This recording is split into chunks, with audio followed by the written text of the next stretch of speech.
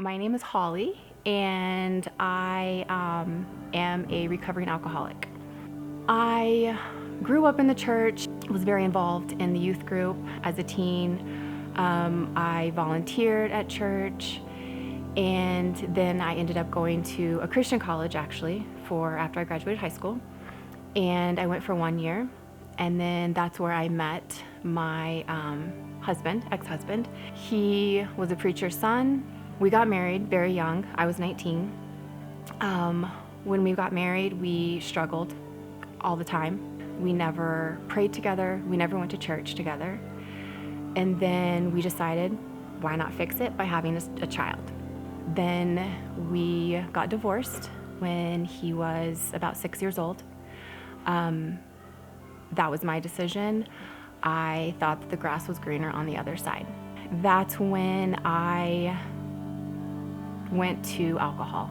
I started drinking as early as sometimes as 7 o'clock in the morning.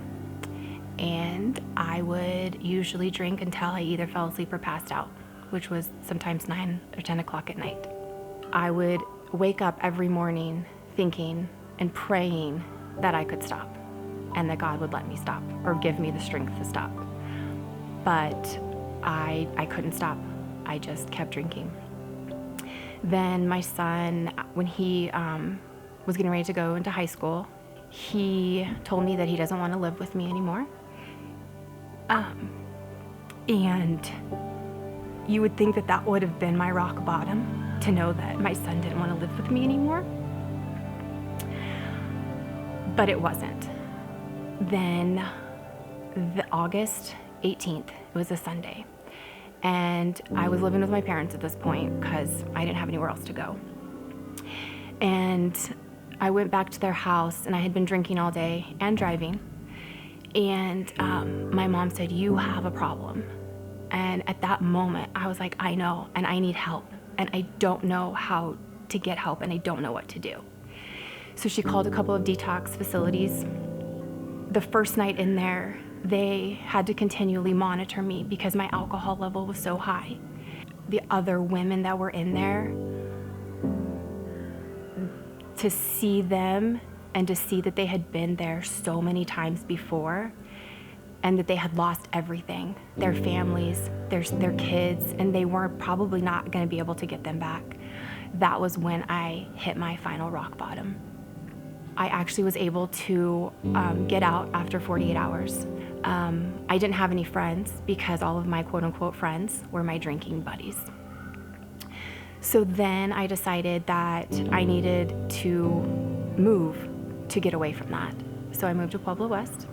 About 8 months after I moved here, because I was not feeling like I could go back to church because of all of my shame and the judgment that I thought that I was going to endure.